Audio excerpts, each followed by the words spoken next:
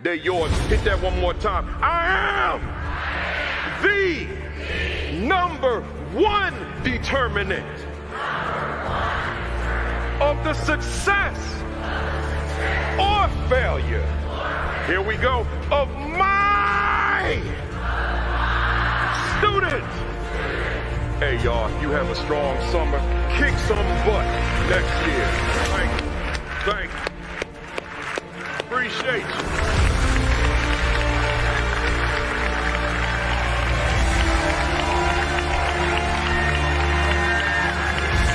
That's the mindset. That's the attitude. Love you guys.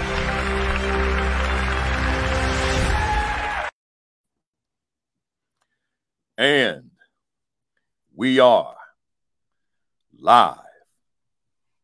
Good morning. Good morning. Good morning. Good morning. Let's see who we got here. I see Dr. Roz Gaskins in the building. I see Janine Wilkins in the building. Vanessa Zaskind in the building. Marsha Poe. Yolanda McKinney is in the building. Alicia, where we at? Jeffers in the building. Michael Benton, principal. I should say Mr. Principal Baggage. Cynthia Farmer's in the building.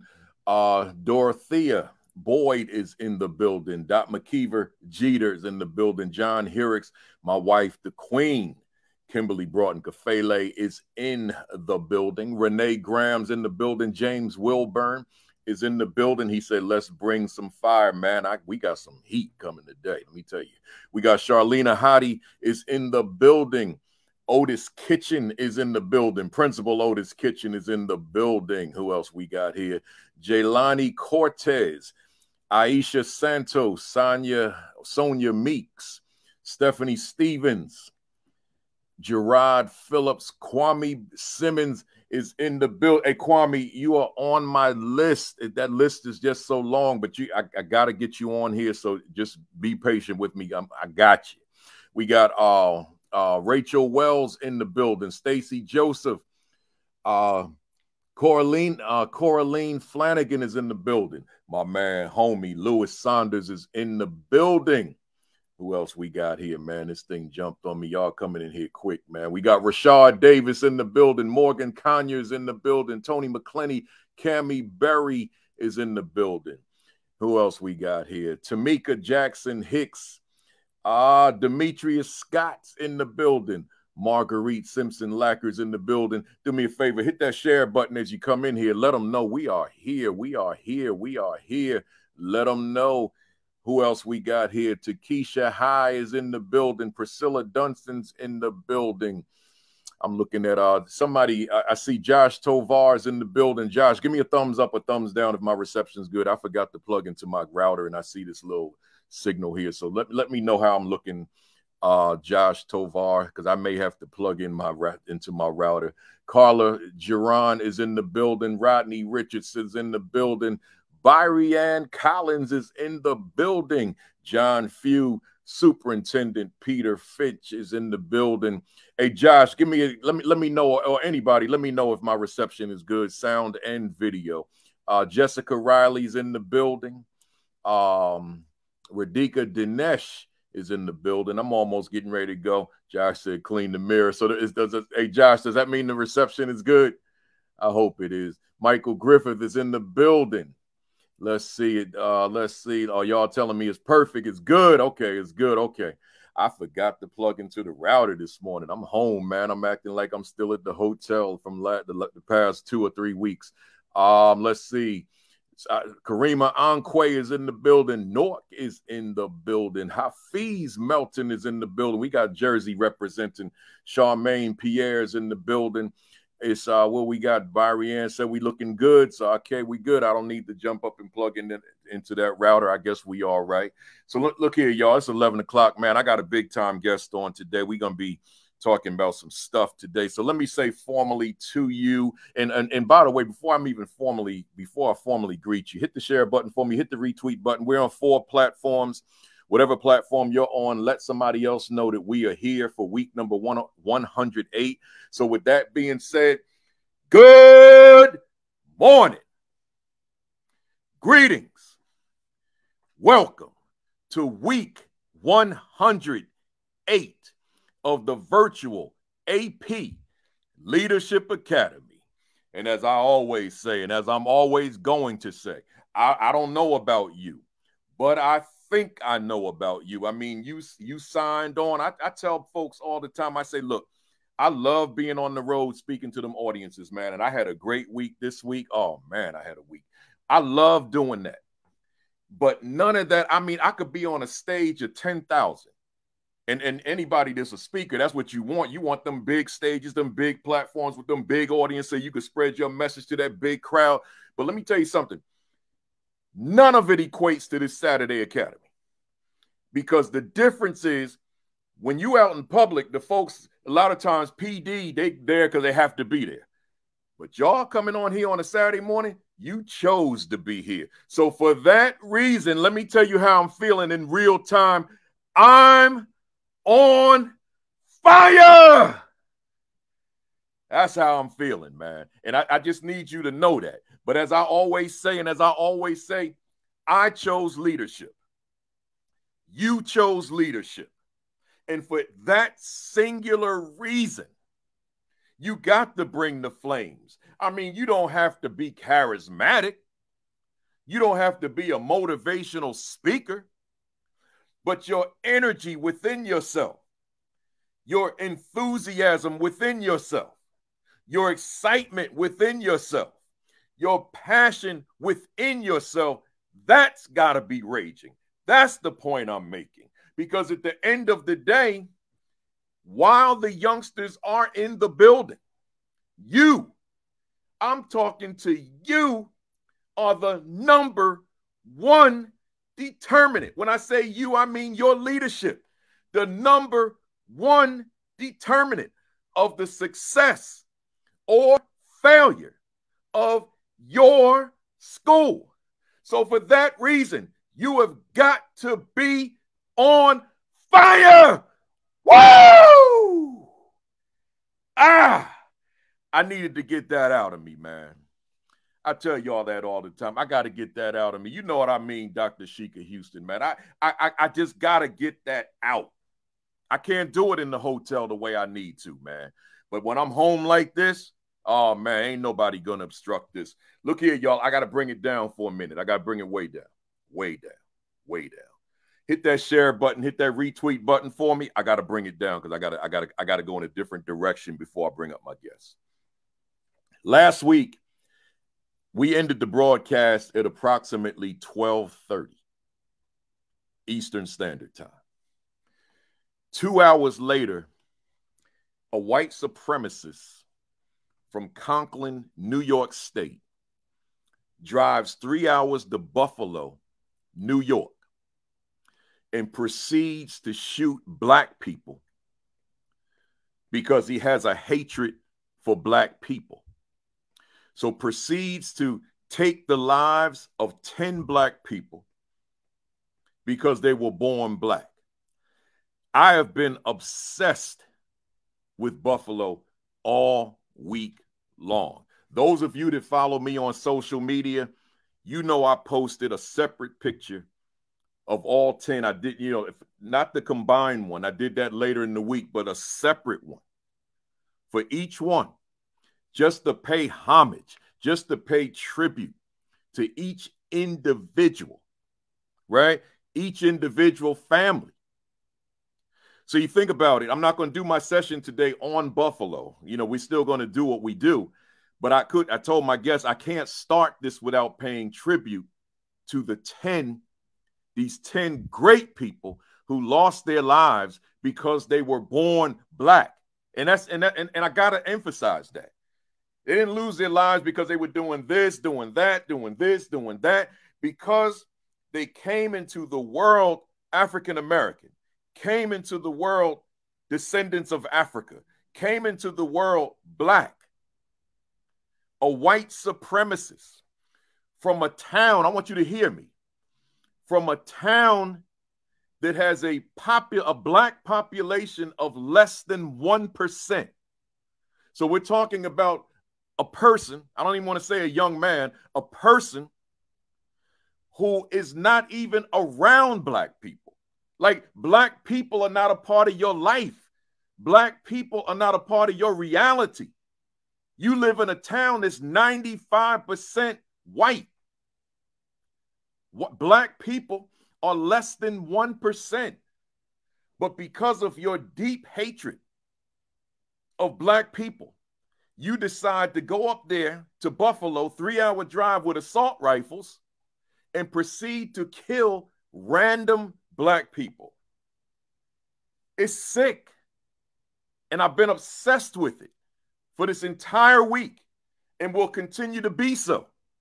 So I said, I got to start this broadcast out right. I want to call the names of the 10, so y'all be patient with me. Starting off with Roberta A. Drury, 32, of Buffalo.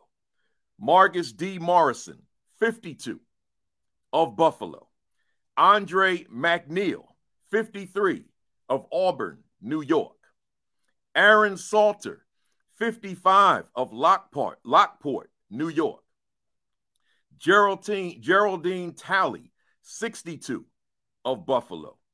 Celestine Cheney, 65, of Buffalo. Hayward Patterson, 67, of Buffalo. Catherine Massey, 72, of Buffalo. Pearl Young, 77, of Buffalo. And Ruth Whitfield, 86. Let me say that again. 86 of Buffalo. Hafiz, I appreciate that. He said, Ashe, after I named each one, right? So, man, I read all their bios, and then this morning I got up like super early, like 7, and I went and read them again. I'm not going to spend the time going through all that, but I got to say this. Pearl Young, just in the context of what we do. Pearl Young, 77. Longtime building-based substitute teacher. She's an educator like us. Sunday school teacher, right? Someone who was known in the community. And then you got so many on here that just have these phenomenal stories. Not how we typically start off, but things happen this week. If something else happens this week, I'm going to start off this way next week. But welcome to the first timers. Make sure you subscribe to the Virtual AP Leadership Academy YouTube channel to see the previous 107 weeks. They're all there. Congrats to all the folks that have landed new positions. Y'all have been hitting me up, and I appreciate it. I met some in North Carolina the other day, and I appreciate that. When you get these jobs and you watch those videos and you say, thank you. And one of them is right here on the thread. This is a long time family member of the Virtual AP Leadership Academy, Janine Wilkins out there in Alaska. She got that AP position, man. Hit her up for me, y'all. Congratulate her. Janine Wilkins, she's one of the first names I read, and she's in the furthest away time zone. She's in Alaska, but she's always the first one on the thread. So hit her up and congratulate her for me. Janine Wilkins, congratulations. Welcome to the ranks of school leadership as a first-year assistant principal going into next school year. Man, I don't like the way my signal is looking. When I bring my guest up, I'm going to run and plug my computer into that router. Don't forget, I'm taking the Virtual AP Leadership Academy on the road, July 12 and 13. We're calling it the School Leadership Institute with Principal Kafele. Google that, School Leadership Institute with Principal Kafele. Register. Join me in Charlotte, July 12 and 13. We will be in person. No virtual this year, in person. Join me in Charlotte for 2 full days. We're going to have a ball, man, talking leadership. The Deaf Ed Conference, you remember I had my man Andre Benito Mountain last week. Well, that's coming up July 16 and 17 in Atlanta. So go to Deaf, that's DEF, Ed Conference, and Google, and join us in Atlanta for 2 days. I'll be the speaker on July 16. Anthony Muhammad, Aaron Jones, they're going to be the speakers as well. Join us down there. And then a lot of you have been asking, how can you see me in person in the summer? And, most of what I do is professional development in schools and districts, so I can't invite you there. But the public conferences, I put them on my website. All you got to do is click the link. So go to principalkafele.com, click the link, and come and join me. The biggest one is probably the SREB, Making Schools Work. I'm the closing keynote for that. I don't have the, it's July 21st. Come on down to, where we going to be? In Dallas. Come on down to Dallas and join me with that. And then there's so many other conferences I'm speaking at. Just click the link and come join me. I'd love to see you, love to meet you, love to take a picture with you and sign a book. And then lastly, you know, I always got to let you know, I got to remind y'all, man, that's my newest joint, the Equity and Social Justice Education 50. If you don't have it, what are you waiting on? Get yourself a copy. And then the two books that coincide with this platform, the Assistant Principal 50 and the Aspiring Principal 50, right? So get yourself both of them. I was blessed to see that all three of these were in the top 100 on Amazon's administrators list last week, along with two others. So I had 5 out of my 8 ASCD books as in the top 100, man. What a blessing. So that's because of a lot of you. So if you don't have those books, get them. With that said, I'm wearing the Negro League Nashville Stars. You know I'm Superman when I put these on every Saturday. Let's go. I got a dynamite guest here, man. Oh, man. I brought her on in a time when I got, you know, we got a little political, but that's okay.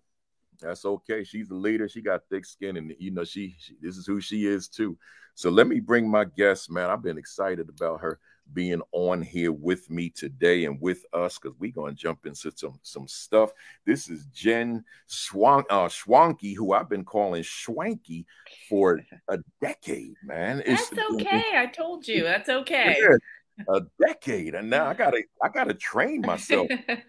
Jin Schwanke from Ohio is here, and she's written some dynamite books. But before we get into all of that, hit the retweet, hit the share, man. We talking money today, y'all, and I haven't talked money since when I first started this platform. But before we get there, Jen, before I even read your bio, I ask every guest I bring on as soon as I bring them up. I say, you know, we got folks. We're in the midst of a pandemic. Some don't remember that, you know, but we are. And I watch the NBA finals all the time. And you know, when they show them outdoor shots and all the people outside, and I'm like, they don't realize we're in a pandemic, man. These are super spreaders. So there are people who had to work through all of us through a pandemic for the past 2 years. And there's a lot of folks out here looking for motivation, looking for inspiration, looking for something to inspire them to move to another level. So, Jen, I want to ask you, thinking about your past seven days, I know that you're not in the principal capacity, you're deputy superintendent, but we're going to talk about that in a few minutes. But just thinking about your past 7 days, what is a win? W-I-N. What is a win that you could share with somebody out there that may resonate with someone out there listening this morning? A win you had, or a win that you oversaw, or a win that you experienced, whatever it is, but give us a win. I've got a win. I've got one. What I will share is I feel like all year we've heard from teachers and from principals and from parents and to some extent from students, hey, things are really hard. They're really hard right now. We've seen an uptick in behavior. We've seen attention spans shorten. We've seen regression academically. We've seen social misbehavior on a scale, as you referenced earlier, with what happened in Buffalo. We have seen things be such a mess. And a win I had this week, I was talking with a group of educators, and I said, what if we stopped talking about how hard it is and started talking about the opportunity? What an opportunity to say, okay, everyone's struggling. What can we do to turn this narrative? So we're not saying, oh, in 10 years from now, we're not saying that pandemic set our entire civilization back. What if we said, absolutely not. We're going to catch them up academically. We're going to talk about the things that reduce attention spans. We're going to continue to talk about social justice, referencing your book. You know, there's so much out there that we have to just be smarter, better, faster as we work through these problems. So I was with this group of educators, and they said, you know what? Wouldn't it be great if we could say, our school, my school, look at the scores we were able to come up with. And I don't mean academic scores necessarily, although that's a way to go at it. Our behavior, our discipline numbers went down. The number of students we put in an alternate placement where they're really succeeding went up. The number of times we got parents in our building went up. We can find our own metric, but we have to find a way to show the world public education, any kind of education, really, we're going to overcome this. So let's start talking opportunity instead of talking about how hard it is. It's hard, acknowledged, noted. Now we move on. Talking opportunity. You hear that, somebody? It's just not dwelling on the trials and the tribulations and the challenges and the obstacles. It's the glass is more than half full. It's looking at those opportunities. And I Jen, I think that way all the time about what are the opportunities ahead of me, and what do I need to do to snatch them up, to grab them and claim them and make them my own. Let me read your bio. Hey, folks, Jen gave me a short one. I don't have to do a page long this morning. Here we go. And I know hers is much longer because I know her. Jin Schwanke. Man, I got to train myself. Jin Schwanke has been an educator for 24 years, teaching or leading at all levels. She is the author of 2 books, You're the Principal Now. No, You're the Principal. Now What? Strategies and Solutions for New School Leaders. And before I even finish the bio, let me just put the book up here on the screen. You're the Principal. Now What? Let me tell you this. You know, every author that comes on here, every guest that comes on here who's an author, I promote their books. But this is a dynamite book. This is one of those must-haves, right? You're the Principal. Now what? And I'm going to tell you why more so as we get into the presentation. Let me keep going. Her other book, The Principal Reboot, 8 Ways to Revitalize Your School Leadership. And these 2 books are available on Amazon, ascd.org, wherever you want to get your book. But get these books. Her third book, this is an interesting title, The Teacher's Principle. Right? Hear that. The Teacher's Principle. That title alone is speaking volumes. Will be published in the summer of 2022, so it's getting ready to come out. She is written for Choice Literacy, Education Week Teacher, Principal, and Principal Navigator. She presents at conferences for ASCD, NAESP, I guess that's pronounced Battelle for kids, and RRCNA, and various state and local education organizations. She's provided professional development to various districts in the areas of school climate, personnel, and instructional leadership. She's an instructor in educational administration at Miami University and is a doctoral candidate as folks at Ohio State say, the Ohio State University. She currently serves as a deputy superintendent in Ohio. That's her story, and she's sticking to it. Our topic today, folks, your school budget is not to be played around with. You might want to hit that share button on that one. You might want to hit that retweet button on that one. That's not a topic that we always talk about. It's not one of them sexy topics, but your school budget is not to be played around with. Jen, I got 3 questions that I ask every guest. So let me jump on those 3 before we get into the heart of the interview, the conversation. As an educator, who is Jin Schwanke? I feel like I should have had these questions ahead of time. I feel a little bit like it must be to be on, I know everybody says that. Who am I as an educator? You know, I've evolved, just like I'm sure the people watching and listening have evolved over time. When I started as an educator, I just wanted to teach English to high school students. I wanted to read books, and I wanted to really create a love of literature, because I think the way we look at our society through a historical lens or through a service lens, or even understanding how the human story has evolved, I think that can be found through literature. So that's where I started. And then I started to feel that itch to lead. And I'm sure, again, everyone on this call has that itch. I don't think it can be suggested to someone, hey, you should be, it can be, and it often is, but it's already in there. It's in the heart and the soul and the guts of an educator who's called to lead. And so then, you know, I went the assistant principal route. And Principal Kafele, I think you and I have talked before, that is where people really grow up as educators, when they're sitting in that assistant principal seat. And in my case, my principal, who I love and will honor for the rest of my days for giving me a chance when I was very young, she said to me, here you go, special education and discipline. Have fun with that. And that's how I learned. That's what made me grow up. And so I was an assistant principal for, oh goodness, I don't know, 6 or 7 years. And then I took over as a principal. And so this is my 17th year in educational leadership. And I've been so lucky along the way to meet people like you, my friend, and other ASCD authors and presenters. And, you know, we really are a family, right. Those of us in educational leadership, because there is literally no other profession where you're trying to lead groups of human beings, all of whom are either in or have attended school, so therefore they know exactly how it should be done, right?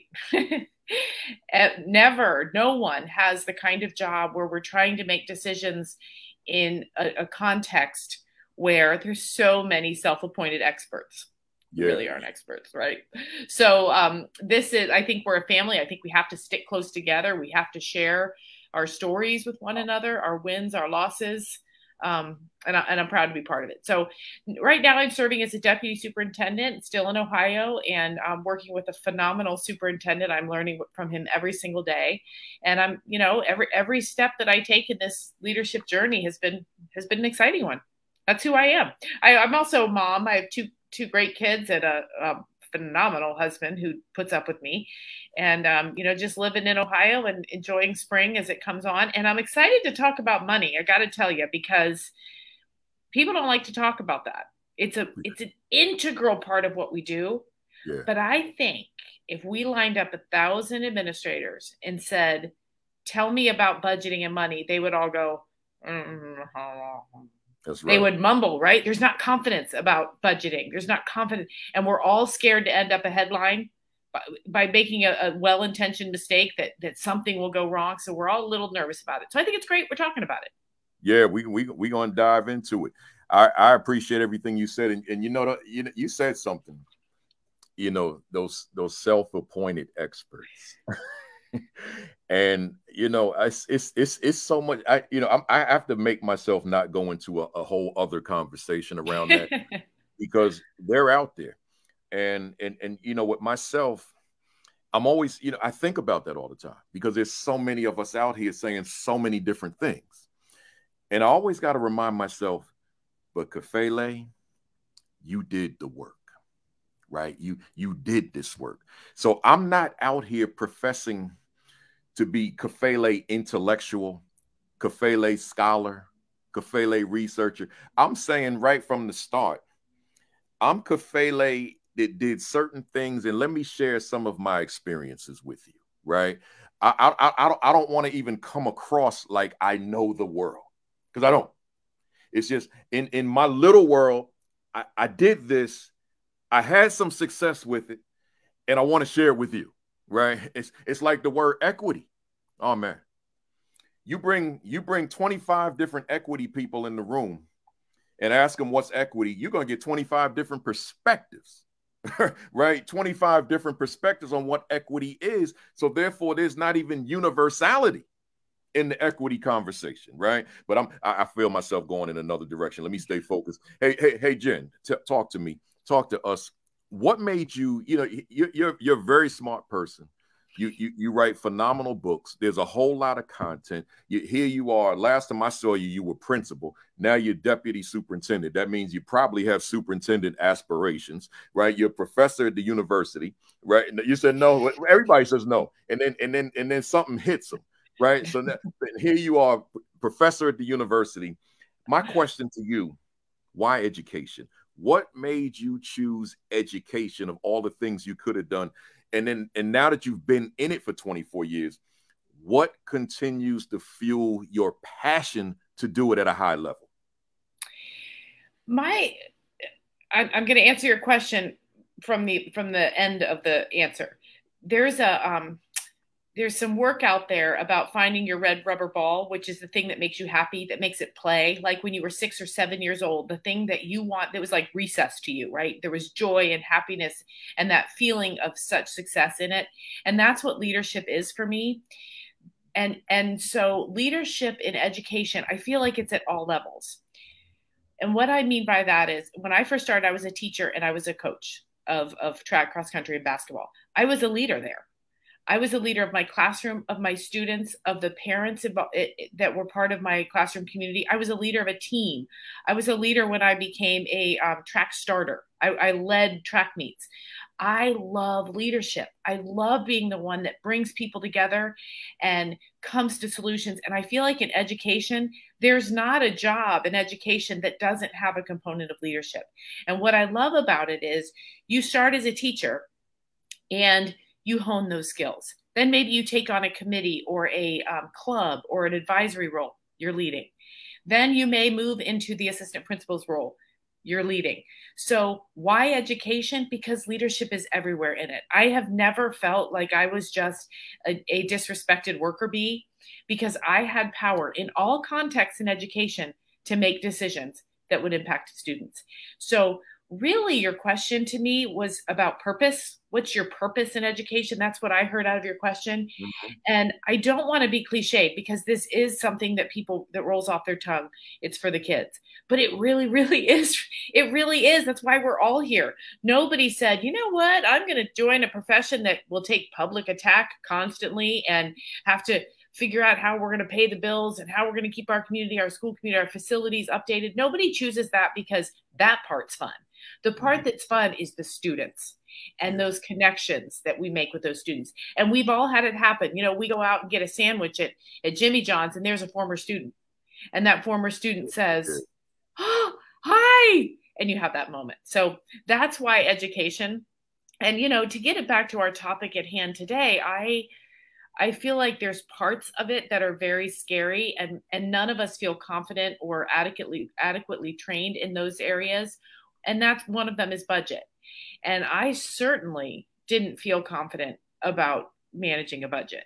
So I'm glad you're talking about that today, because it's something that, you know, we should all admit to a collective insecurity or, you know, imposter syndrome about it, and then share ideas together so that we're all successful. Yeah, and we're gonna get into it in a few, and we're gonna go hard on it.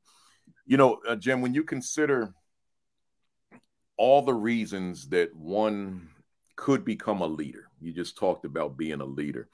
There were several different reasons I wanted to lead a school, but there was one that drove it. Right, everything else was secondary. It was one that said, I got to lead for this reason. My question to you, as I ask all my guests, was there anything in particular that you said, yeah, I want to lead, but this thing was driving the bus? For me, it was culture.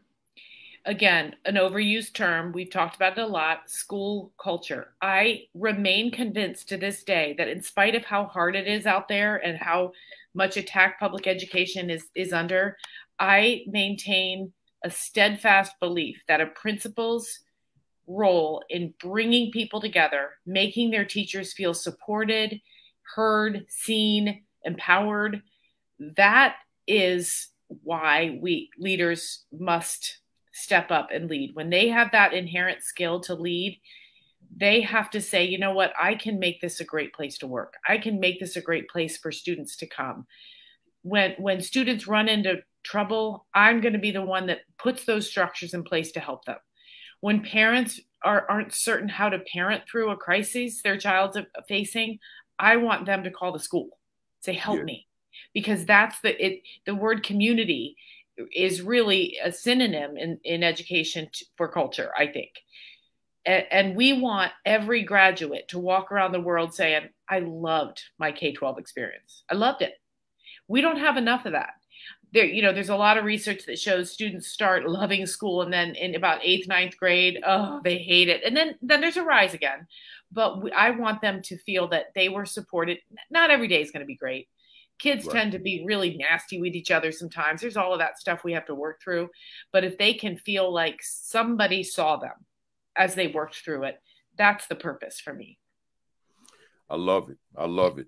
You know, Jen, 5 years ago, 2017, I recorded a video in a hotel room because of the volume of questions I was getting from people, from teachers who wanted to become assistant principals. They were 7 days a week, literally, without exaggeration. Principal Kafele, can you give me some tips on how to interview effectively toward getting an AP job. And I'm responding to people I don't know. And every day I'm responding to literally 100% of the queries. So finally, I'm in this hotel room in California. I said, I can't continue to live like this. It's too overwhelming. So I made a video, thoughts to consider for the assistant principal job interview. The video went viral as I hit the send button. Now, it was unbelievable how this video was just moving. So I went on and wrote so folks were getting the job and they were thanking me as I facetiously said, you better thank me when you get the job. But then folks, I started getting a very interesting question. Principal Kafele, I got the job. What do I do now? I said, I don't know that you should be asking me that, right? like, wait a minute. If you asking me that, then, but then they started coming in heavy, like the previous question. What do I do now? So I started answering, but they came so heavy that I made a video. It was called You Got the Job. Now what, right? I've since taken it down. And a part of the reason I took it down was because you wrote this, right? And I was sending people to this book instead of keeping that video up. So I'm saying that to say this, to ask this. For those that came on late, you're the principal. Now what? You can get it on Amazon right now. Go to ascd.org right now. My question to you, Jen, is why'd you write a book like this? Because I too got the job and I too thought, now what? And I too didn't know who to ask, because you're not going to get the job. And then the people who gave it to you, you're a superintendent, a principal, whatever, you're not going to say, thanks, now what do I do? Right? Because you're supposed to know the answer to that question. So I always joke, there's this moment where you sign your contract and somebody hands you a set of keys and you're like, what do I do with these? I had reached out to ASCD and I said, there's just nothing out there for beginning principals. And by beginning principals, I mean first year principals. Yeah. And it was publishers like to publish books that are going to sell a lot, right? And the subset of new administrators every year is relatively small. So we knew this was a very small audience, but we felt, the ASCD team and myself felt it was very, very important to put something out there that would fit the modern world about first year school leadership. And so there is a lot in here that does speak to assistant principals, but principals as well. And to answer your question in short terms, there was just a hole in the literature out there about this. There wasn't anything out there that had been published in the last couple decades. So I'm really proud of this book. I'm proud of my other books too, but this one, I think, because it speaks to an insecurity many new administrators have and can't acknowledge, that's why I'm proud of it, because I think I say the things that people are wondering, but don't feel great asking out loud. That's good stuff. That's great information. And moving on from that, I think about when I write books, like I got the Assistant Principal 50 on my mind. And although it's full of just different content, different topics and so forth, I had an agenda. There were two items that I really wanted to get out there, as opposed to everything that was in the book. Everything that's in the book is good stuff, but these two things drove the writing: instructional leadership, and that the AP is more than a disciplinarian, right? So that drove everything else in the book. My question to you, considering everything that's in this very thick book, by the way, 336 pages, right? So a lot of content there. Was there something within the what you wanted to present in terms of information for a new principal? Was there something that drove a lot of the rest of what you wrote? Absolutely. I think and this thought just solidified in my brain after you asked that question. So this is a new thought, but it's coming with clarity. I feel like there's two things new administrators, assistant principals or principals need to think about: what I have to do and what I want to do. So I wrote this book to cover the have-tos. You got to follow state, federal mandates. You got to take care of your facility. You got to spend money wisely. You got to meet with parents and community, etc. Those are the gottas. But then within the context of those things, you can do it how you want to do it. You do have a lot of freedom. And just so you don't break any laws or hurt any students or any people, you have a lot of autonomy. And so I wrote this book to help new administrators build that structure in their mind and then take it wherever they want to take it, with the freedom to make their school their school. Jen Schwanke can't tell them how to run a school with this. Jen Schwanke can say, hey, here's some things to think about. Now you go make it your own. In my new role, I get to see 25 building leaders work. I do a lot of presenting and PD work with principals. Every single one of them is unique. And the only mistake I see aspiring administrators make is when they don't allow themselves to be themselves. They think, okay, I worked for, or I had a principal when I was in school, or I have seen successful principals who act this way, so I'm going to act that way. No. You have to be yourself. My joke, I tell is, girls, you're going to understand this. My lady friends, my lady leaders. I had only ever seen principals who dressed in a very business-like way. And there is absolutely very, very successful principals who do that. I always felt like I wasn't me when I went to Talbot's and I bought the business suit and I bought the heels. And it took me several years to realize this isn't me. And it's not about the clothing. It's about, I was putting on a shield. I thought if I had a very sharp, well-fitting black blazer, then people would respect me. That wasn't it at all.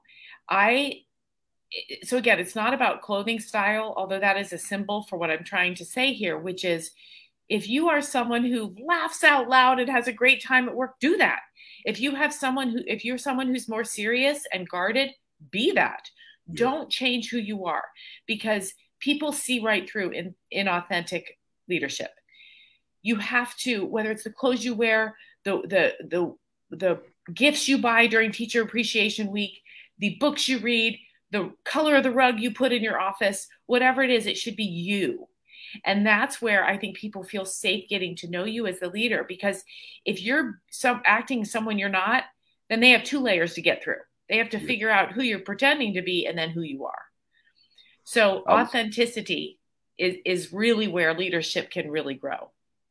You know, it's interesting you say that, because 2 weeks ago, I go solo every first Saturday without any guests. And I told the folks that tune in, my family here, that for the next 2 years, the theme is protecting your leadership effectiveness, but it's broken up into these 7 categories. And the first category is protecting your leadership authenticity.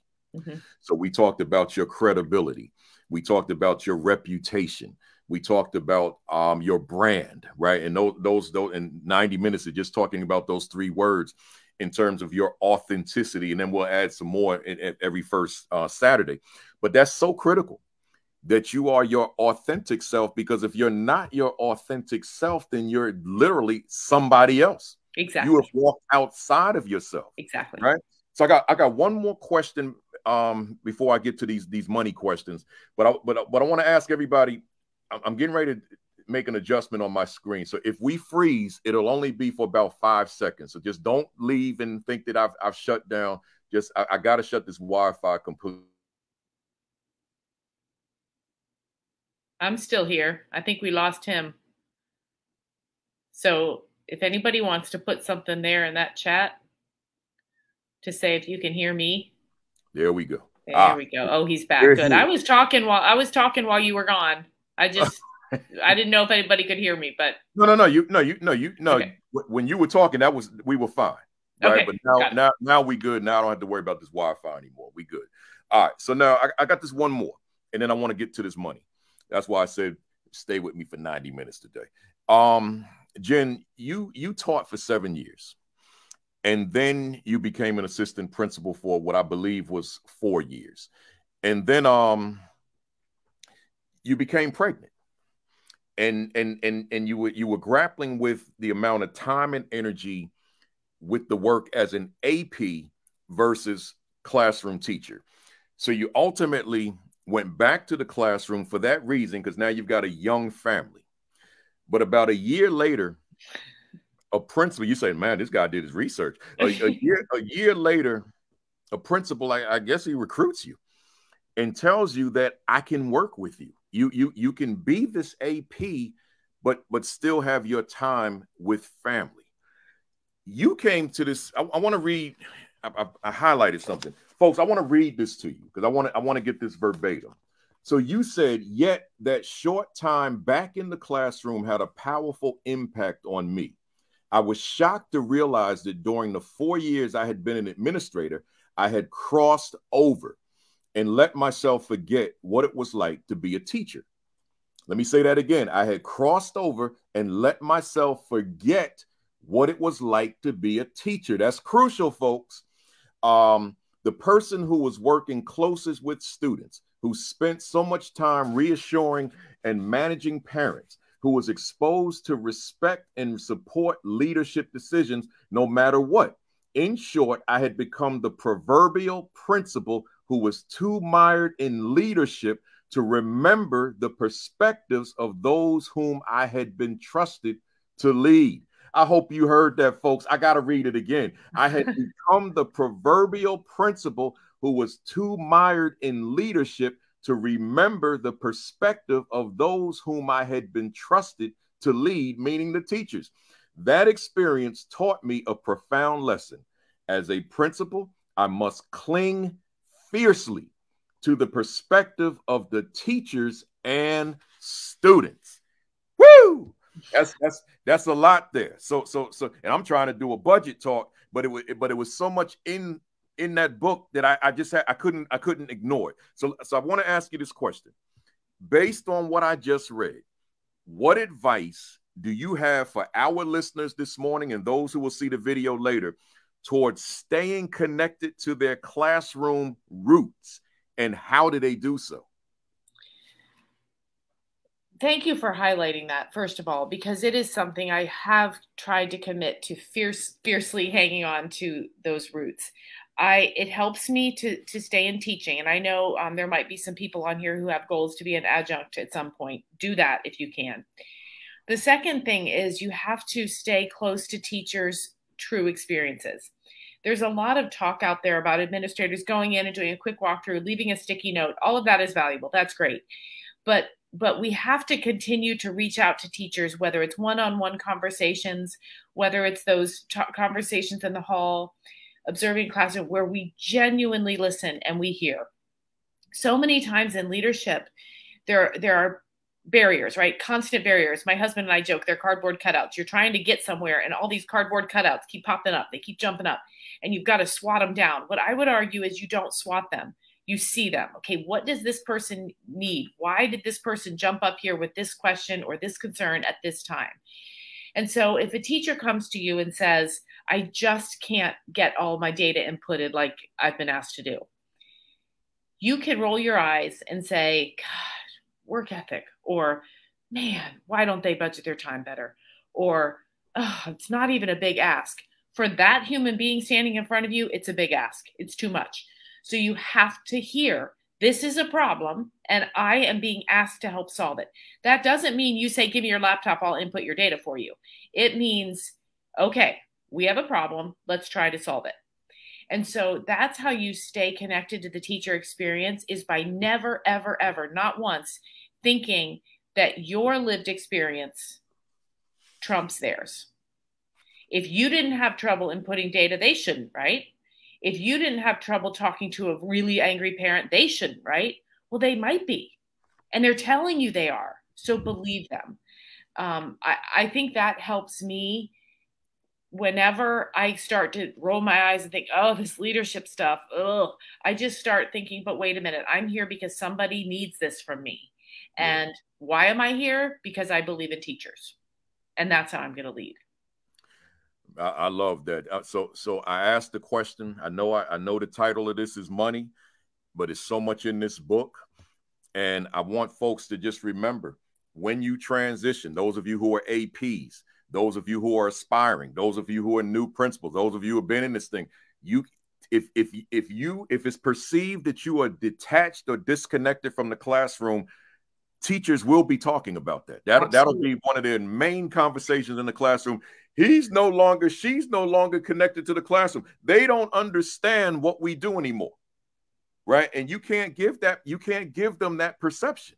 You said something important there. You said something important. You said they're going to be talking. Here's the thing. You and I know this. They're going to talk. Yeah. What are they going to say is up to you. That's right. Up to us. Yep. Right. So let's talk money. Let's talk money. Let's do it. Let's talk money. You know, I want to start this money conversation with a quick paragraph that you wrote, because it really sets the stage. You said, managing a budget is something I felt very worried about when I first started as a principal. I took the responsibility very seriously.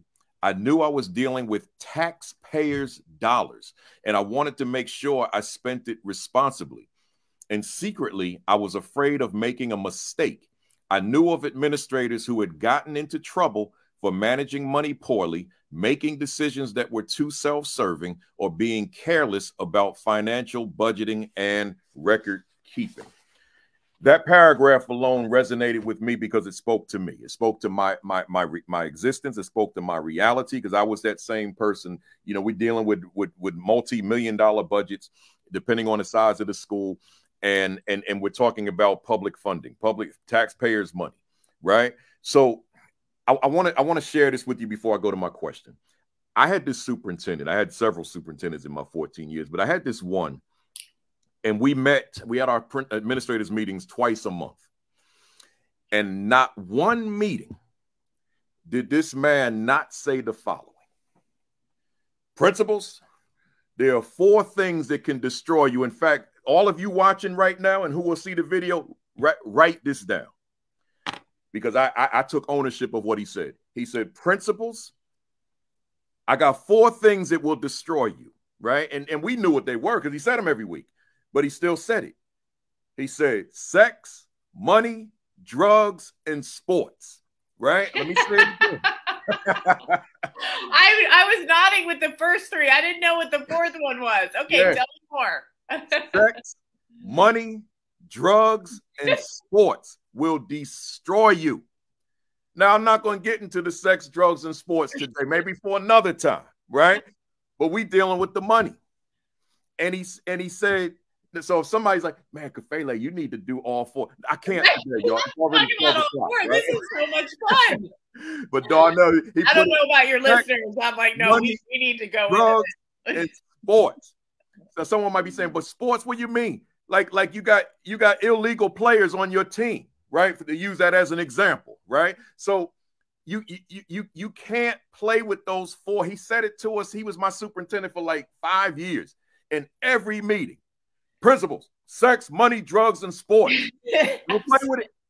You got to send an email to this guy. You tell him that cracked me up. That is good stuff. That's good stuff. He said, that will destroy you. You're done. Your credibility is shot. Truth. We talking money here today. Maybe we get into some of the other ones.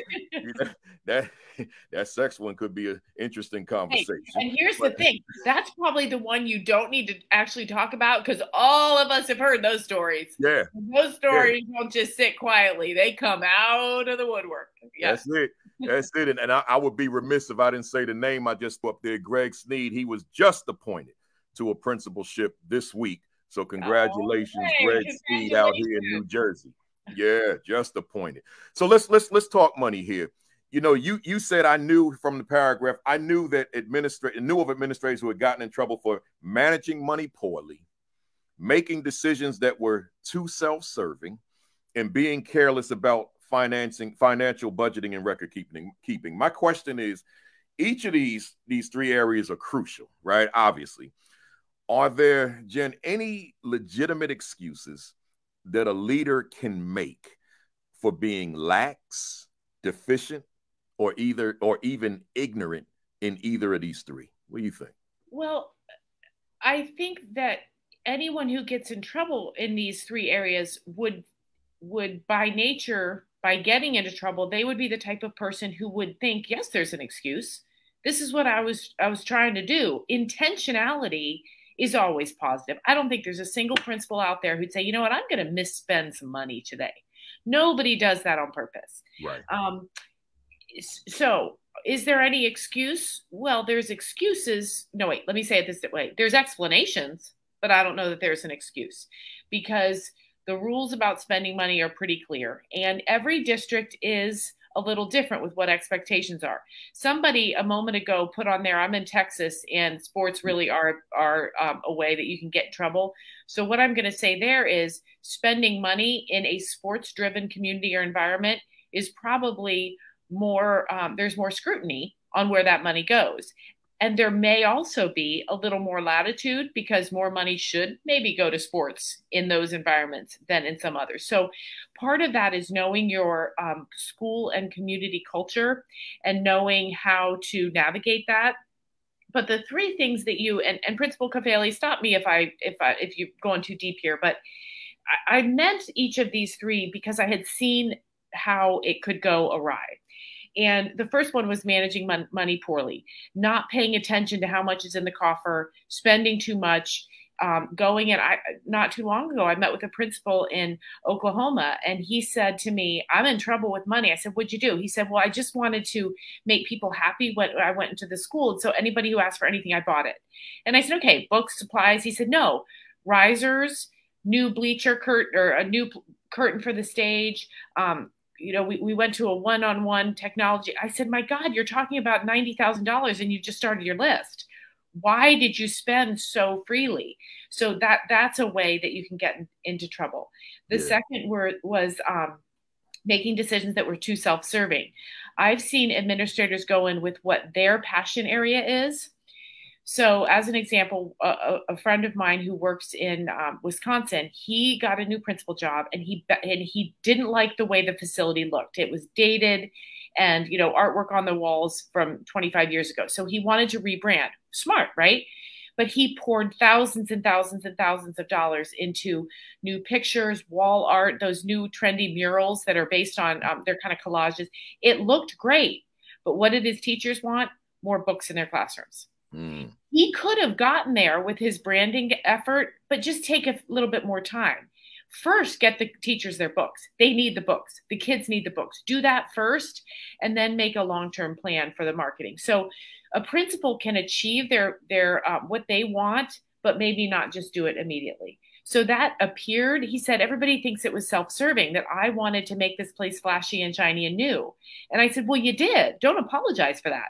But maybe you shouldn't have done it with such aggression. And then being careless about financial budgeting and record keeping. There's always a story that goes with it.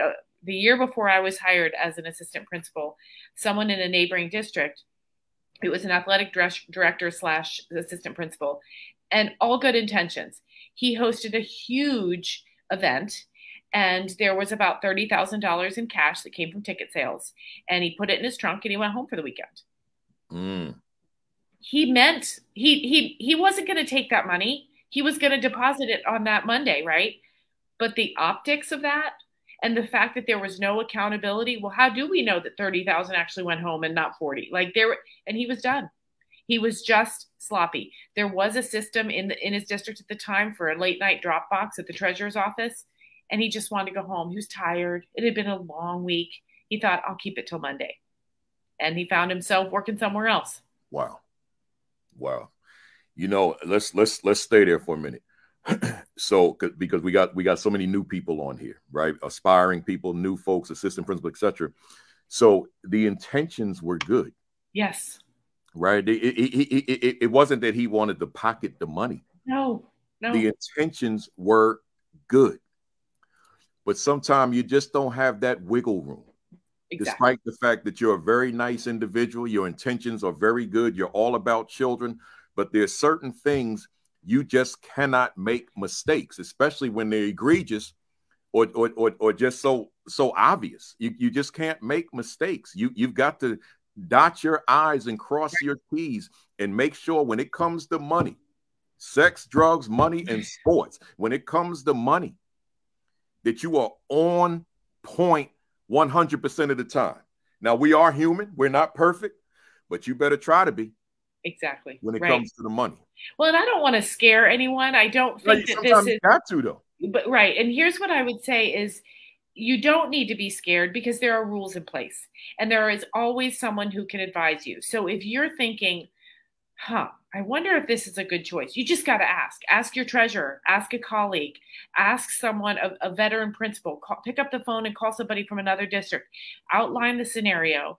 And if anybody says, yeah, it doesn't pass the smell test, then it's a no, don't do it.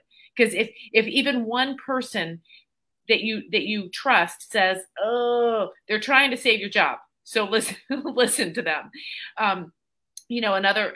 Another thing many principals are not involved in with money but need to be is PTOs, how PTOs spend money. Principals are not in charge of that. That is a separate entity. However, PTOs are infamous for saying, hey, you know what, we'll just grab this out of some petty cash and pay. No, you need to advise even the residual organizations outside of your school how to handle money, because everything will come back to you anyway. So you might as well make sure that all the systems are clean.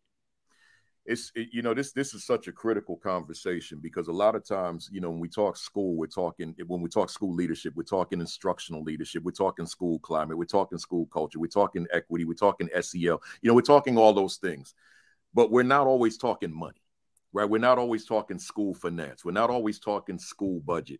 And that's a very important conversation. And then, as somebody posted earlier or dropped in the thread, we're definitely not having that conversation at the AP level.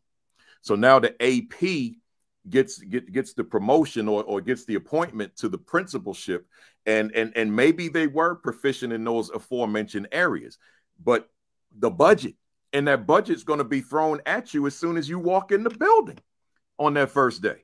And now you know nothing about it. You like it could be someone you can't even balance your personal checkbook, right? And now here you got $10 million that you're held accountable for. So this is such a critical conversation. Let's keep going. So Jen, talk to us then about the significance of building your budget, and that school is zero-based budgeting. So building your budget, knowing your budget, juxtaposed with understanding the budgetary needs of your school. Right. I think you've asked three questions there, and I think they are all intertwined. But I think when you walk in, you've got your master key and you've put your coffee cup down and you've logged onto your computer, and now you're okay. What do I do? A great first step is to meet with the treasurer or the district accountant or whoever it is that you do report to. Depending on the size of your district, it might be very different. You might be in a school where you have an administrative assistant who does the majority of this for you, but I'm telling you, don't count on that, because that person walks out and you are just as ignorant then as you are the first moment. So making yourself a student of budget is a smart move. And so you start by asking questions. And I say in the book, my principal, when I was an assistant principal, I asked some questions about the budget, and she said something along the lines of, oh, sounds like you're ready to learn about this. So we sat down with the spreadsheets and the pencils with clean erasers, and we just kind of moved money around where we thought it needed to go. And so that, again, it looks different in every district. So connecting with your treasurer or the accountant, again, whoever is designated to work with principals, and asking for an hour of their time, saying, show me the spreadsheet, show me what lines need to balance out here. In some districts, you're given a pot of money and you can allocate it how you want to. So, or how you think they need to. So I always started with, all right, what does the library need? What does PE need? What does music need? What does my clinic need? What does special education need? Most states require a certain allocation for every unit of special education you have. So you can kind of start there and build from there. Then whatever's left over, it's just a math problem, right? You divide it up into departments or teams or however your school structure is, and that's what they get. Now, what I always then did is I shared it with my building leaders, department heads, team leaders, whatever. And what I always said was, this is fluid. If you need something, I am going to find a way to say yes. I will move money around. I will figure it out. Now, here's what's ironic, because I bet people that are watching are thinking, oh, I can't do that because people will just spend. They really won't. They just want to know that you will listen if they need something. I like to pride myself in saying I never said no to a genuine instructional need. I never said no. I would find a way to fund that. So I guess what I'm saying there, answering your questions, is you find the expert who will teach you, you create your budget, and then you share it. Full transparency. This is how I intend to spend money. If you need something else, though, we'll figure it out. Strong stuff. And I'm looking at the comments, and I see that people are appreciating what you have to say. Let's keep it moving. Tammy Taylor. Yeah. Can we talk about Tammy Taylor for a minute? Look what she wrote. See, hers is in this next question. Yeah, that's why I deliberately put it up there. Hers is coming. I got a part A and B here. So hang on, Tammy. Coming. That's the soon to be Dr. Tammy Taylor. Dr. Tammy Taylor. I want to talk about what you wrote, Dr. Tammy Taylor. Yeah. So you say that when you are hired, that when someone is hired, it makes sense to call the treasurer, district administrator, business administrator, whomever that is, or their designee, to ask some basic questions and request specific training. And you listed these questions. I want to give them. I want to say these because I want folks to hear it. What is my role in managing my budget? How much money am I allocated each year? These are questions I had when I started. How do I reconcile accounts? And speaking of accounts, as I'm going through these questions, the layperson thinks that the school and the district just have this pot of money and we can just spend it on anything. But as I learned very quickly, there were these multiplicity accounts, and they had these codes. Mm-hmm. And I was in them so often that I literally memorized the codes to the extent that I would dream about these numbers. And I literally just knew the numbers, these codes, because I'm always in this budget. So how do I reconcile these accounts? When do we open and close purchase orders? The purchasing director was my best friend in the school districts that I worked in. That was my go-to. When are accounts replenished? Do unspent funds roll over to a general fund? So these are just questions to ask, questions to consider. So I got two-part question. The second part will be speaking to what Tammy said. But first, why does it make sense, Jen, for a new leader to call the district treasurer? Because I don't know that everybody would have that wherewithal when they start a new position. Right. Well, this goes to my earlier point of nobody likes to admit that they're not knowledgeable about something. And many district treasurers assume that new assistants or principals already know this stuff, right? Because we all took a class on it. But what I have found, I've taken 3 different school finance classes now, one to get my principal's license, one during a master's program, and then another in my doctoral program. Every one of them is excellent, but very vague. And by vague, vague is the wrong word, very standardized. So the information is based in law in your state. But again, every district has different nuances. Every treasurer has different expectations. Every board of education has different expectations and priorities. And so no class can truly prepare you for the culture into which you walk. So if you meet with that treasurer, you will very first, right off the top of the conversation, you will know what the treasurer's priorities are. You might have a treasurer who watches every single dime and is going to look over every single receipt. You might have a treasurer who leaves, go ahead, principal, you are fine right up until you misspend, then we're going to talk. Knowing the approach of your treasurer will help you know how to approach the step-by-step process of budgeting. So I think it's really important for 2 reasons. One is to reassure yourself of what kind of accounting culture you're walking into, but also to reassure the treasurer or the business manager, okay, I have a learner on my hands. This person wants to do it right.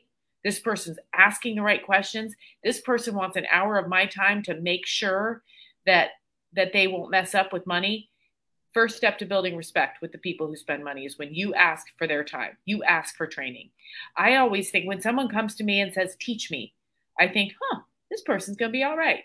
Yeah. So it's a way to build your own professional capital with a very important person in your district. That money person, make sure they know you're a learner and that you're committed to this. You all hear that? Jen said building your professional capital with a very important person in your district. That business person, that business administrator, that treasurer or the designee, that's an important person in your professional leadership life. I cannot overstate that. right? And I'll tell you this too. Those relationships that you have with them, they're so beneficial to your school, because when you've got that person who can walk you through, because this, I mean, I'm talking to the new people right now. There's nothing easy about this. We're not even talking about the educational side, even though this is education, right? We talking finance right now, right? And this is not easy. Everybody's not good with balancing a checkbook. Some of us, and I know this to be true because I've done it before. Some of us, when the checkbook won't balance, we'll just put adjustment and say, and just, hey, it is what it is. I ain't right. You know what I'm saying? So we'll just say that money went somewhere. Yeah, it went somewhere. We good. The bank didn't make a mistake, right? But you can't do that with that budget, man. So you need people who are willing to walk you through. That's those people skills we talked about so much, where this person is willing to give you that time, whatever time you need. But you got to have, so we talked about people skills with parents, with staff, with children. You need the people skills with the people in the business office. And it's not just the administrator. It might be that clerk. Yeah. That person might have everything you need. Right. Because they've mastered that particular area of their work. Go ahead. Exactly. Jim. So absolutely. I can't stress that enough. And whenever you build that relationship with the person who's overseeing the money, every little detail counts. Years ago, we had hosted an event, and the PTO gal was there, and they borrowed a ice cream scooper from our kitchen. They broke the ice cream scooper. I went on Amazon and I ordered an ice cream scooper. Our purchasing agent called me and said, "What's this $6.97, and why are you using taxpayer dollars to buy an ice cream scooper?" So I explained, and his answer was perfectly acceptable. Makes sense. Thanks for letting me know. What I took from that is I need to call any purchase that might seem really strange. I need to call ahead of time. Hey, I'm putting a PO in. I got to buy an ice cream scooper, and here's the story. So it seemed like he was micromanaging at that time, but he wasn't. He was really trying to make sure he was responsible with funds. So I just went on the offense. And for 2 or 3 other purchases I need to make, I called him ahead of time. What I was doing is building trust. I didn't know it. I thought I was asking permission, and I got my permission, but I was building trust. We got to a point where anything I put through, he knew I had thought it through. There was rationale. There was a reason we needed to spend $6.97 on an ice cream scooper. So these conversations with the people who oversee purchasing, they're money in the bank, so to speak, for going forward. You are proving that you are not going to be irresponsible with dollars. You're going to put things through that need to be purchased, and you're not going to be frivolous with money. So, it does sometimes, especially for a new administrator, it feels like I don't have time to meet with someone about this. But what you're doing is showing that you are a thoughtful, careful spender of money. Thoughtful, careful spender of money. Let's go to what Tammy was addressing, soon to be Principal Tammy Taylor. I mean, she is Principal, Dr. Tammy Taylor. Why would an assistant principal, Jen, need to be conversant in school finance, including the budget process? Why does an AP need that? I think there's 3 reasons. One is any AP at any given time could be called to be a principal. Second, because as an assistant principal, your role is to support the principal. And so at any given time, if the principal is pulled away, whether it's for a new professional opportunity or taken by other priorities, you need to be able to say, I got it. You don't worry about it. I can do it. I will put in that order. I will balance the budget. You need to be that person for your principal. And third, because I think the best leaders make themselves students of all the components of a school. And so I think the longer you don't make yourself a student of a particular concept, so I'm going to talk budgeting here. As an assistant principal, if you're kind of freaked out about budget and you don't really want to touch it and your principal seems competent and all is good, so I'm just not going to learn about it, that little seed of insecurity starts to grow and grow and grow. You know it's there. You know you haven't learned it, and you start to kind of feel like maybe there's other things that you don't know. But if you go at it and you say, I'm going to learn this just like I'm going to learn where the mops are kept in this building, just like I'm going to learn where to access all student state test data. If you make yourself learn it, you build your own confidence. And getting that conceptual understanding of budgeting, along with supporting your principal, along with your own training for next professional opportunities, those 3 reasons are a reason to dig into these spreadsheets. And guys, here's the thing. This always helps me. I always think there are people a lot less competent than me who have mastered this, so I can master it. I can do it. The only thing holding me back is my own insecurity about it. So just bulldoze right through that. Don't let your own self-doubts get in the way of becoming a student of this work. You said a lot there, and I keep putting Peter Finch up here. This is a superintendent out in Washington State, Superintendent Finch. And I might say to you, Superintendent Finch, you're on that list too. You know, I got this long list of folks that I want on here. So do know, Superintendent Finch, you on that list. I just gotta, you know, we'll get it going. But anyway, let's keep moving. You dropping a lot of stuff this morning, Jen, and I'm reading the comments. I try not to read them too heavy because people who have been riding with me for a while, they know that I make reference to this. Todd Whitaker was on here one day, and Todd, you know how Todd presents. In an interview, Todd will answer a question and throw a question back at me, the interviewer. Well, I'm engineer, I'm producer, I'm host. I wasn't fully, you know, Todd speaks quick, right? So I wasn't fully listening to every answer because I'm looking at the comments. Right. You know, because I'm engineer, right? So Todd threw a question at me and I'm like humming, right? So then someone wrote on the thread on YouTube, what a great interview with Todd Whitaker with Principal Kafele. But it would have been better if Principal Kafele was paying attention, right? So that thing has haunted me forever, right? So I'm trying to do multiple things at one time. So I try to focus on you, but I'm trying to see what are the folks saying about what you're saying, right? It's too much. Well, I'm not doing a good job reading the comments, so I'm actually glad you're doing that work for me. Yeah. So let me, you know, closely related to a lot of what you said, even though I could probably skip this question, but I want to still throw it at you. So specifically, what type of budgetary training might a new administrator need? And the key word is need to undertake. Law is first. What does your state's law tell you about school budgeting? And by that, I mean, where's the money coming in? How's the funding allocated? And how is the money supposed to go out?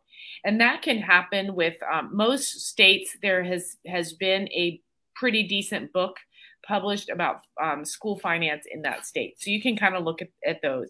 I have one here I'll have to grab. But I think the most important training is on-the-job training from your treasurer. So you can go and you know, be vulnerable and say, this is what I know. Is it even close to what I need to know? Or what is it that I'm missing? You know, I have never found a school treasurer that wasn't exceedingly competent. They know. Nobody gets a school treasurer job without being really good at managing money. And so that's the kind of training I think is the most helpful. And the mistakes that can be made, as we've talked about ad nauseum by now, is misspending money in a way that doesn't align with the district or community goals. I love it. You know, folks, I see what time it is, 12:22 Eastern. We're going to go till 12:30, a little over. Hang in there with us. Hit that share button, hit that retweet button. Let them know we're still here. We're still going strong. If you got something to do today, just put it off for a few minutes. This is important stuff. Yeah, it's important stuff. You know, Jen, you talk about making a plan and you break it down into the following. I wrote this list out. Let me read this list to everybody. Determine your priorities. Take a look at the bigger picture. Set up an emergency fund. Audit yourself by having someone else be a part of your financial decisions. Work closely with your district's finance department. Gain an understanding of general cost. Learn where you have control and where you don't. Find out what works best for your school. Find out how things have been done in the past and decide if that system still makes sense. So with that, I generated my last 3 questions, parts A, B, and C for that particular question, which is number 11. How would one go about determining priorities?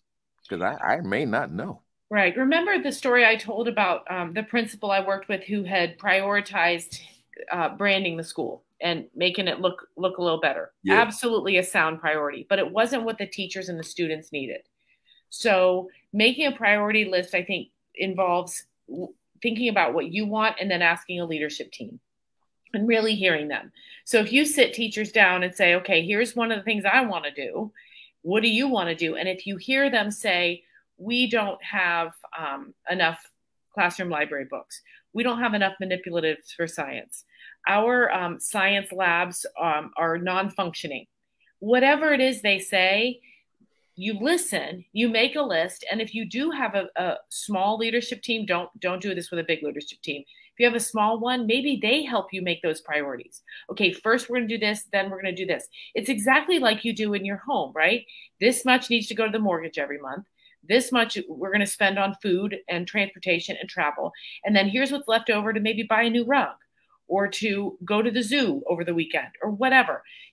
That's what you do. And together, collaboratively, you build that budget. I think that's important because then people feel heard.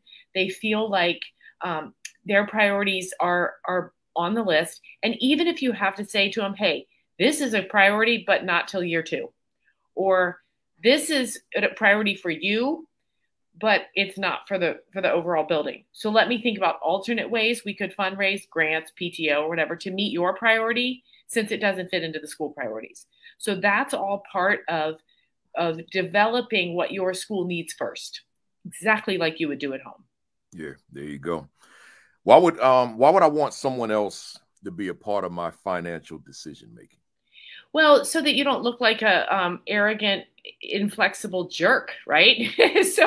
So you admit your vulnerability. You admit that you just because you have the master key doesn't mean that you know everything about money. It shows that you're willing to listen and learn. And then, as we just talked about with developing priorities, if people feel heard and then you follow through.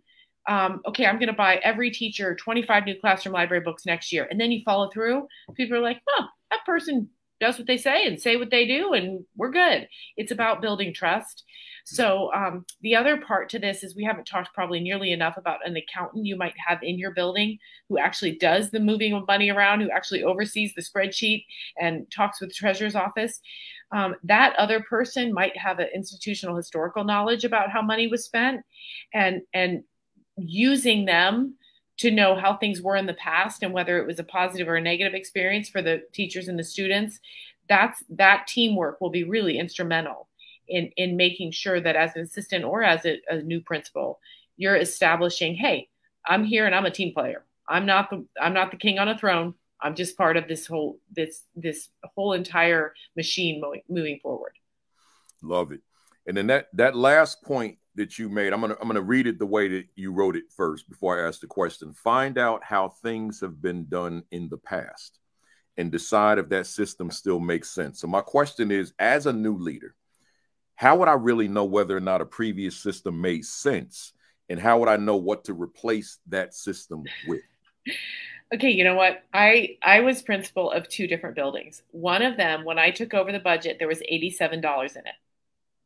Another one, when I took it over, there was $135,000 in it. Very different, right? Neither of those were great. The first one I took over, I had no money. I had to wait for the next year's budgetary rollout for me to have any money. That principal had been one who's like, sure, buy this, buy that, whatever you want. There was no thought into it. And not only did it leave the next guy, me, in a lurch, it also showed there was not careful thought in what was purchased. The second approach, where the answer was always no. No, I will not buy you paper clips. No, I will not upgrade your, whatever, document camera. No. Why? What you saving the money for? The money is there for this year's students. I always said that if you have too big of a carryover, you know who's suffering is those students. Yeah. What are you saving for? Now, I do think it's different if you have a big purchase where you truly need to squirrel away some money for 3 or 4 years for a high jump pit or a scoreboard or a new set of risers, as I mentioned earlier, for your music program. I think it's different if you're squirreling money away, but do that with your treasurer's understanding, because, by the way, the treasurer might say, oh, I have some capital funds I could use for that. And then you don't have to budget for it. Yeah. Side note.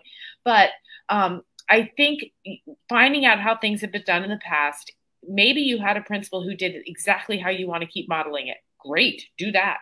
But you may say, okay, the culture in my school that I'm taking over has suffered because of budgetary decisions made from the previous guy. Mm-hmm. So I'm going to do it differently. And when I sit down to make those priorities with my team, I'm going to make sure that we're finding a middle ground there. You shouldn't spend it all, but you shouldn't keep it for some unidentified goal either. That's my experience. I'm sure that everybody on this call has a similar story with maybe a different learning outcome, but that's kind of what I have settled into the middle ground with developing a budget.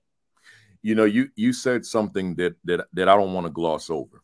And that was when that treasurer or whomever that is in the business office says to you, oh, I have the money that I can allocate to you, right? That you don't therefore have to spend the money out of your budget. See, for me, that goes back to everything that we said about those relationships with those individuals. Exactly.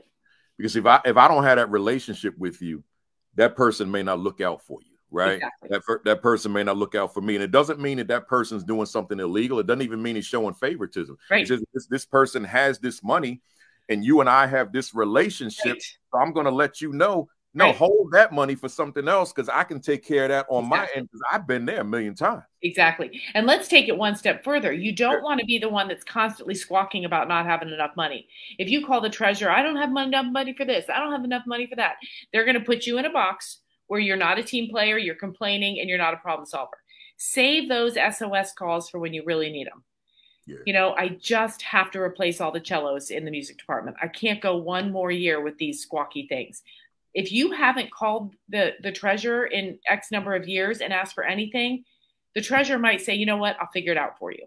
But if you call every single time the price of paper goes up 0.5 cents and complain about it, you're in a box of a complainer and you're not going to get out of that. Good stuff. I love it. You know, I've exhausted my questions, but before I go to the rapid fire, bam. I'm nervous about this. I'm nervous. Okay, everybody. He told me this happened in an email. He said there's rapid fire questions. And yeah. I was nervous. I feel like I'm in a high school speech class or something. I'm nervous. No, they're good. They're good. But before I go to them, anything that I didn't ask you that you feel that folks out there need to hear? No, because I'm too nervous about your 20 questions. All right, here we go. One word, one sentence max. How many? Wait, how many are there? 20. Are these the same ones every guest gets? Same ones, but everyone answers them differently. Matter of fact, Dr. Houston just said you got this, right? All right, I got me. Look, you guys, I got me a little body armor. I'm gonna take a little sip. And this is you and I are friends, right? These aren't gonna catch me in any way. No. There's one question that I find that everybody has the same answer. And if you answer like them, I'll let you know. Okay. Here we go. Is education on the right path for underserved children? Yes.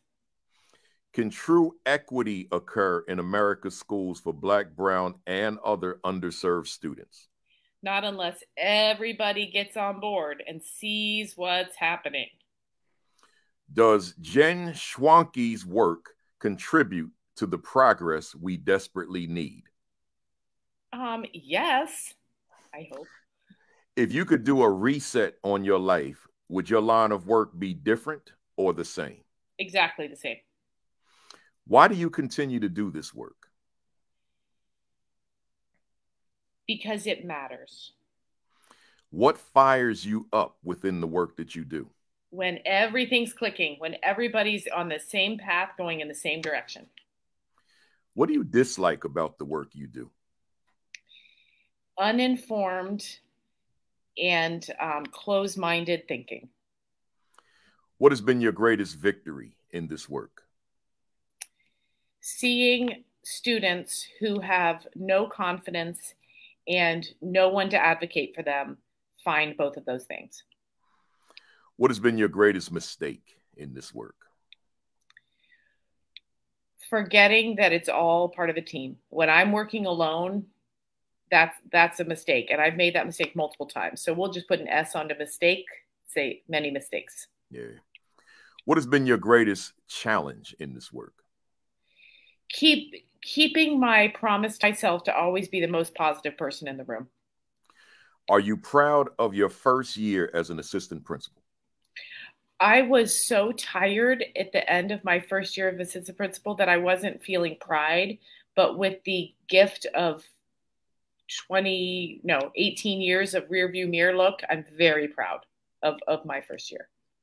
Are you proud of your first year as a principal? Yes, I was. Yes. Who inspires you in this work?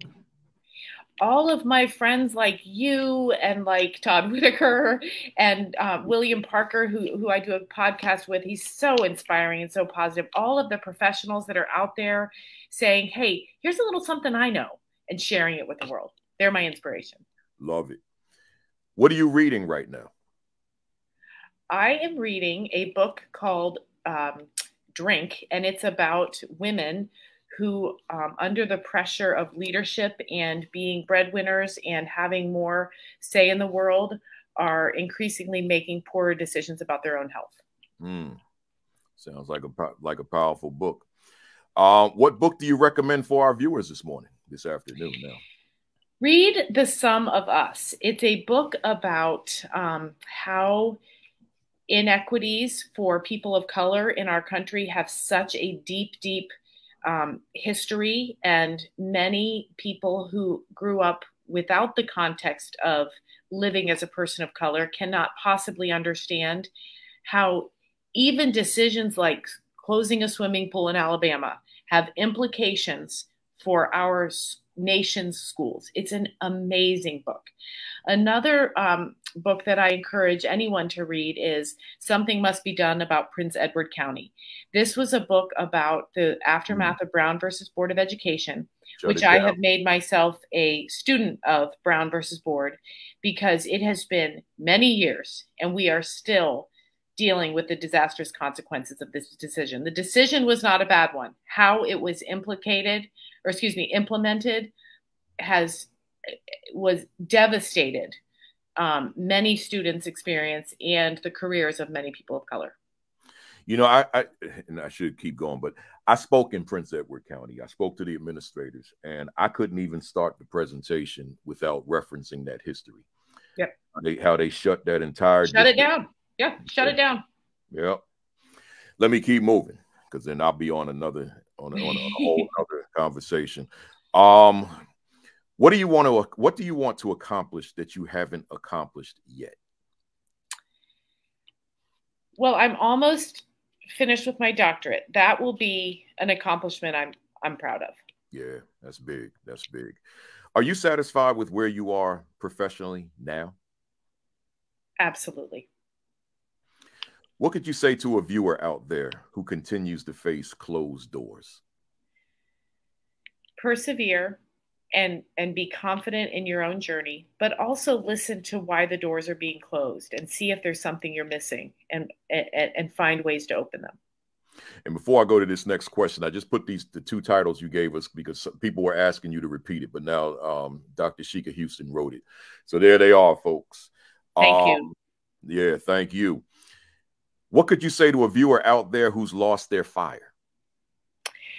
I wrote a book. My second book was The Principal Reboot. And if I could have gotten away with calling it If You've Lost Your Fire, I would have. Because I think when I wrote it, that's how I was feeling. I was just tired, and I didn't see opportunities or alternate ways my career could go. And I follow a Facebook group, I know you do too, Principal Kafele, where this question comes a lot. I'm tired. What do and I hear I have 6 years left. I have 8 years left. I can't do it. So what I would say to those people is look for something else to fill those holes. And again, that's in my book called The Principal Reboot. There's not an answer. Jin Schwanke can't give you that answer. Principal Kafele can't give you that one answer. You have to seek to find your own happiness and professional satisfaction. And there's lots of ways to go about that. Absolutely. Last one. If Jin Schwanke was a word in a dictionary, what would be your definition? One word. Or a sentence. I'm just going to say I'm sassy. I'm sassy. I got fire and I'm feisty and I'm not scared. And I'll bring the joy and the laughter. If anybody needs a joke, I'll tell a joke. That's me. I love that. I love that. Well, let me tell you something. We've reached the end, and you have hit it out the park. Grand slam. And some matter of fact, let me get my back, because that's you guys, is this where he like swings? I don't want you to swing. Yeah, I'll tear up this desk if I do. Yeah, you hit it out. Hey, folks, you know how we do. If you enjoyed the presentation, if it was beneficial, just put them fire emojis, those heart emojis, those whatever emojis that you like to use, and let our guests know that you appreciate the information that was shared this morning, this afternoon. Let them know, Jen, how they can follow you, reach you, book you, and how they can get your books. I got one right here. You're the Principal. Now what? So you can go to Amazon and get this right now, folks, or ascd.org, wherever you get your books. Principal Reboot would be the other one. And then the third one is coming out this summer. But let them know how everything. And I see all that fire. Appreciate that, everybody. It's coming. You can find me on jenschwanke.com and my Twitter account's Jen Schwanke. And follow, get that book when it comes out. If you ever need any presentations done or training for your staff, go to that website, jenschwanke.com, and reach out to me. And I just have to tell you, it's been a pleasure, Principal Kafele. And we met, I know exactly when it was. It was about September of 2016. And I've watched your work and just really, really admire that you're out there beating the pavement and answering your question. What do you do with someone who's lost their fire? You're helping them find it back. So all my love and gratitude to you for what you're doing. I appreciate your words. I appreciate it. And I'm going to tell the audience, though, hey, folks, before you check out, I got to tell you, I was speaking, Jen and I was speaking at a conference. I think it was NAESP. I'm not sure. Mm-hmm. And so I spoke at whatever hour I spoke. And then I knew she had a session. So I went into her session. And I just never forgot this, Jen, how you stopped and you told the folks I was in the room. And that stayed with me forever, because it wasn't like you didn't have your own material out here, right? And you're doing your thing, but you saw fit, as they say in the Baptist church, saw it not robbery, to say Principal Kafele is in the room, right? So, it's those kinds of things that matter to individuals, because that has implications for school. Exactly. When we acknowledge staff and students and parents, etc. So I wanted to say that publicly. I never forgot that. Hey, we're a team. We're all a team. All of us educational leaders. We have to lift each other up, because tearing each other down doesn't do anything except hurt. That's it. Yep. That's it. Hey, Jen, let me close out, but stay there. Even when I sign off, just stay there for a minute. Okay. Hey, folks, I appreciate you being here as always. The ones who are in the comment thread, but also the ones that lay back in the cut. And I don't know who you are. I appreciate all of you. Next week, we'll be back here at 10:55 Eastern time. I think I'll be here at home so I can scream again. And my guest will be, he's called the Tattooed and Skateboarding Principal. You may know him.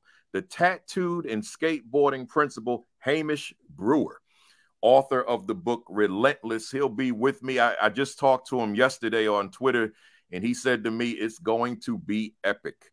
So join me next week, and we'll have Hamish here in the building. Make sure on Facebook every week, Saturday mornings, Sean Hurt, 10 o'clock. He's out presenting today in Flint, Michigan. But Sean Hurt at 10, Dr. Sheikah Houston, and soon to be Dr. Tammy Taylor, Create and Educate every Saturday at 10:30, Facebook Live. My man, Josh Tovar, Dean Packard, and the crew at 7 o'clock on Sunday nights, Facebook Live with Unlock the Middle. And then Dr. Roz Gaskins and Coach Williams with the Village Leadership Group every Tuesday and Thursday at 6 o'clock. Make sure that you get your hands on, I get my hands on, the Equity in Social Justice Education 50. Get a copy now, man. It's red hot, right? The Assistant Principal 50 and the Aspiring Principal 50. I got more sitting here, but I'm not going to use that time to throw all them books up. Just go to Amazon and put my name, and you'll see all the books that I've written. Visit principalkafele.com. Make sure you subscribe to the Virtual AP Leadership Academy YouTube channel so that you don't miss anything. Like and follow the virtual AP Leadership Academy Facebook page. I write a commentary every Sunday morning. I'll have a new one up tomorrow morning, not later than 10 o'clock. That's always the goal, not later than 10. So make sure that you subscribe and follow that particular channel page on Facebook, Virtual AP Leadership Academy. And then make sure you take care of your diet, your exercise, your cardio work, and your COVID precautions. Because contrary to popular belief, the pandemic is still here. It is raging, right? If folks, they tend to have forgotten, it's here. So just make sure you're taking care of yourself. With that said, I see you next week, 10:55 Eastern Standard Time. Have a great week. Have an extraordinary week. Have your best week yet. Peace. Peace. Thumbs up. Cock that fist back. Count to 3 with me. 1, 2, 3. Bam! I see y'all next week. Have a great week.